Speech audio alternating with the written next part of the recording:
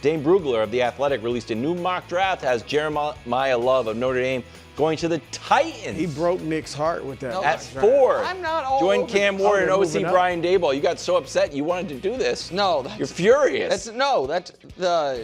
So go ahead. Sorry. How high is too high to draft Jeremiyah Love?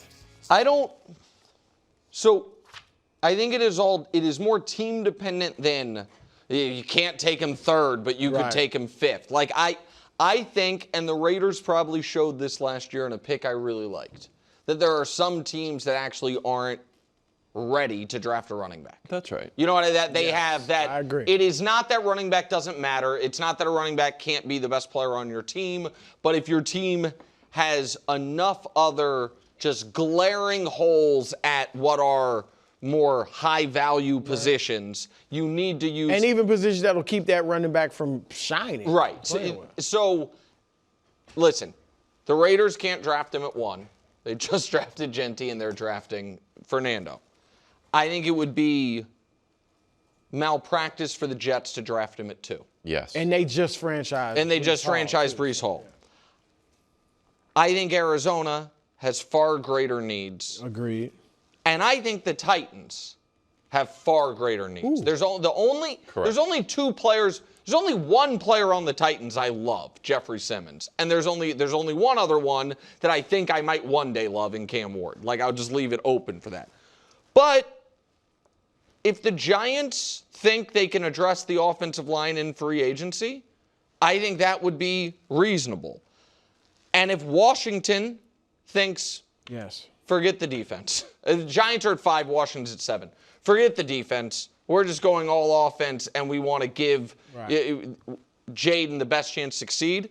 I think that's more than reasonable. Cleveland's and obviously, at 6, Cleveland just took Judkins. Yep. And I think New Orleans needs every single place on the roster. So I think 5, 7, or 9 for the Chiefs. Like all of those teams, it would make sense in a way that I don't think would make sense for the Titans, but I wouldn't think it would make sense if they were at 6 instead of 4. Does that? Yeah. He'd be great for, look, if he's there, I don't think he'll be there at 9. If he is there, he would be great for the Chiefs, you know? Sure. I do think Tennessee makes sense because they feel like they have their quarterback. Now, I know they have needs elsewhere, but they do feel like we got our quarterback. If they didn't have their quarterback, I would say no, it doesn't make sense at all. But they think they've got him. And then where was Robert Saleh at last year? San Francisco, and he watched a running back carry that offense. And Love is not just a great runner, breakaway speed, breaks tackles, all that. He can catch the ball. Yeah. So I wouldn't be surprised if Saleh thinks we can utilize him like San Francisco utilizes McCaffrey. So I could see that happening. Don't you think Robert Saleh will draft a defensive player, though?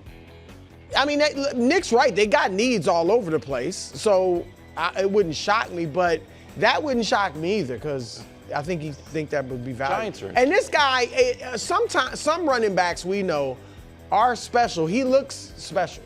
So I don't think Tennessee will take him. I think Saleh will draft linemen, either defensive line or offensive line. We just said the Giants. You just took Scadaboo in the 4th round. Now he's coming off a bad injury. How long? You also that showed that there's talent in the 4th round. Correct. It also is John Harbaugh. What does his history tell us about, about him drafting a running back that high? Well, he's always had great run games, but hasn't been like high-profile guys except for Derrick Henry. Correct. And so, listen, I would project he will be there at 7. I don't know if he will be there at 9. And the weird thing we're talking about this morning, we talked about Travis Etienne or Super Bowl MVP. Kenneth Walker. Kenneth Walker, thank you. And the Chiefs. The Chiefs, I'm sure, really wish the draft was before free agency this year. Because I do think if he's there at 9, they would like to take him. But they're not going to know that until free agency's done. And can you pass on Kenneth Walker and Travis Etienne being like, we hope to draft Jeremiyah Love, and then he's not there, and it's like, wait. So like that's where Walker's going to want for running back pretty good money. No, so I could see Etienne there. But so you understand what I mean? Like I don't think you can spend. I don't think anybody that signs Walker or Etienne can then draft Jeremiyah Love. No. You can't spend all that money on the running back and then also draft him. So that's a weird kind of balancing act you got to do. Interesting. No huddle, no franchise tag. We're starting in Seattle, thank goodness. I couldn't wait to get to the Trey Hendrickson stuff. I got nervous. Seahawks don't tag Super Bowl MVP Kenneth Walker. He'll be a free agent after spending all 4 of his years in Seattle. Nick, were you surprised the Seahawks let Walker walk? No, I think that the Zach Charbonnet injury, while unfortunate for Charbonnet, obviously, who's the other running back in Seattle, probably made the general public feel like Seattle featured Kenneth Walker over the bulk of the season more than they actually did. This was a true, dual load backfield. And one thing that, dates all the way back to Deion Branch or Larry Brown in '95 with the Cowboys. Hell, the guy who threw, the tight end, Dust will know it, who threw the Philly special for the Eagles. Trey Burton. Huge Super Bowl moments, much less Super Bowl MVPs, net you big paydays in free agency. And I think Seattle was not going to give him that type of money and didn't want to tie up $14 million for a running back who is not even really their feature back. He is used more than Charbonnet, but yes, a 1A, 1B type of thing. And I think he's going to get huge money. And so, no, this doesn't. Right now, there's 2 running backs making around 20. There's 5 running backs making $14 million plus. I bet he gets $16, $17 million a year. And so, no, I'm not shocked by this. I'm not either. Look, and credit to Kenneth Walker. He did show he's capable of being like. I agree. Very few teams have one feature back. But he showed he's capable of being the bell cow, right? Because they were concerned about that when Charbonnet got hurt. So credit to him. But I agree, Nick.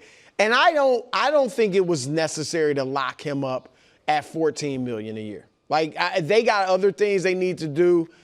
I think they feel like Charbonnet, maybe some of their other backs, and they probably haven't written off maybe being able to bring him back. I mean, it depends on what other teams offer.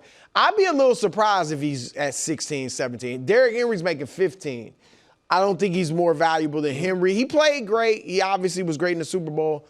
But it'll be interesting. I wouldn't be so surprised if he's under 14. Oh, so because he's not like a top 5 back in the league. I agree with you, but that's kind of the point I'm making about the glow of the big Super Bowl. Like which is. So I would be surprised if he comes in under $15 million. I would be. And I think he is a really, really good back who doesn't catch the ball. And so that is. So that makes it hard for him to be like. Right. So that's the one thing that could kind of be. Yeah, he had 3 catches in the Super Bowl. Yeah. But am I wrong? Like no, I think you're right. But he had 161 yards from scrimmage. He had like 25 or so. 35 rushing. So.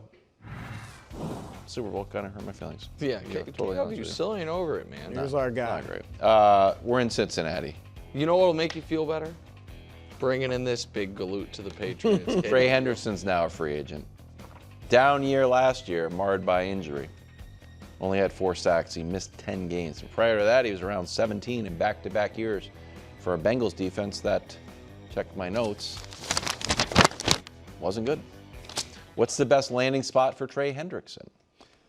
Everybody, of course, could say Dallas, and I wouldn't be mad at that at all. But I'm going to say maybe I'm being a little selfish. I like to see him in the purple and black. Baltimore. Their pass rush was non-existent. Like they were 30th in the league with the pass rush. Remember just a few years ago, they had this great pass rush. So I think it's a veteran team. He's obviously a veteran. It's all about the Super Bowl. So I think he would be a good fit there because they clearly need to upgrade their pass rush. So I don't know if Trey Hendrickson, what his top priority is. If his top priority is most money possible, then what I'm about to suggest will not happen. If his top priority is sticking it to the Bengals, then it could happen. And that would be Baltimore, Buffalo, New England, Kansas City on, a high salary 1 year deal. And then don't you think he's going to want a long-term deal? I guess 1 year in the way Stephon Diggs' deal was a 1 year deal. It was 3 years, $63 million, but it was anticipated by, I guess, a lot of parties that they would cut him after 1 year. But Diggs made $21 million this past year. Because I don't know, Hendrickson, it's not like he's coming off a rookie deal. Hendrickson did get paid by Cincinnati. Yeah. He just thought he was under market and then he got franchise tagged and was angry. And the only people that should be angrier than Trey Hendrickson about this are Bengals fans, because this is a case study in how to squander an asset. They made it very clear they were not going to pay him, and they were too prideful to then trade him for something at any point along the way. A fifth round. And anything, right? And by the way, last offseason, a year ago, he's coming off back-to-back 17.5 sack years. He's already been through a year of a contract dispute. You're not paying him. You could have traded him a year ago, not for a fifth-round pick, for a second and something.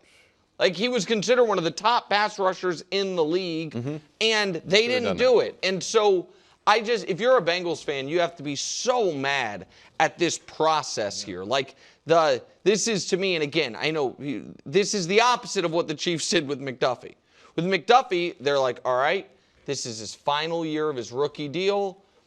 We know we're not ever gonna give him the $30 million a year.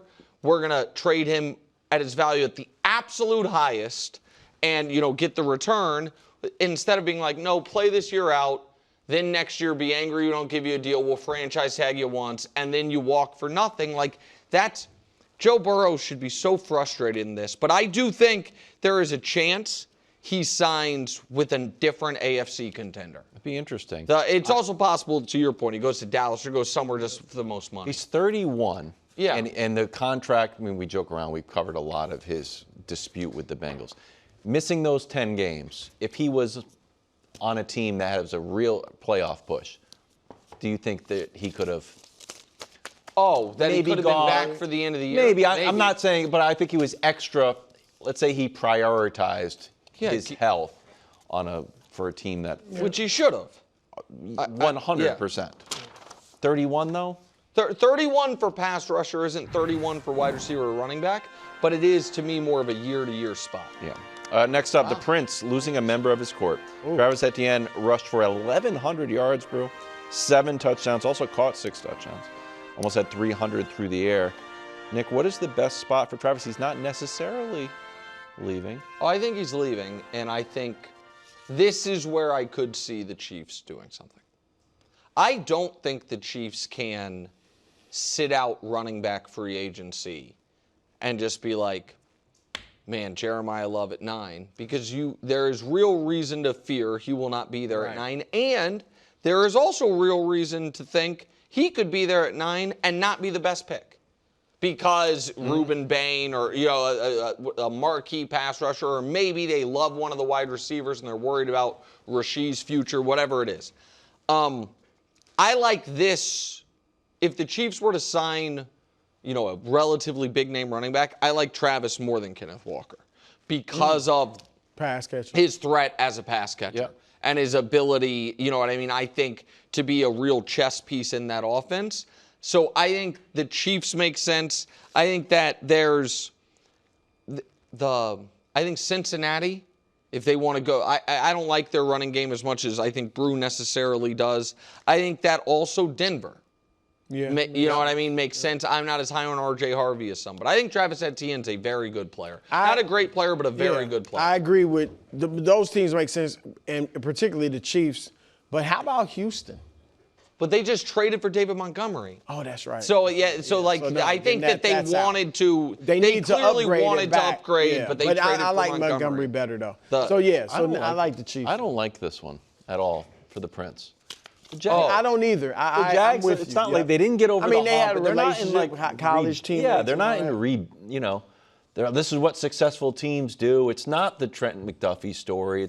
It's not Kenneth Walker, the Kenneth Walker story, where you're the main guy and the team was unlocked offensively. I don't know. Well, again, what would his franchise would have been? 14 million. They probably didn't want to lock him in at 14 million. Maybe they can get him for less.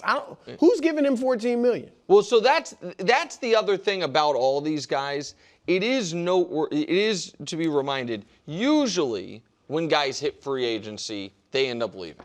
But not always. Like and I know what Seattle, the local reporting with Seattle at least is, that they've told Kenneth Walker, go see what's out there, and maybe we'll match. Right. I don't know. The reason that I do think he's gone there is there was real smoke last training camp that he could be traded, that Travis Etienne could be the odd man out in that backfield. Then he had the best year of his career, or arguably the best year of his career. I mean, I've always liked him as a player. I liked him at Clemson, and I think he's still got a lot left in the tank. I think it was a step backwards for the Jags. I don't like losing him if I'm. Thanks for watching. Subscribe here to get more from the show and to check out clips from other shows on FS1.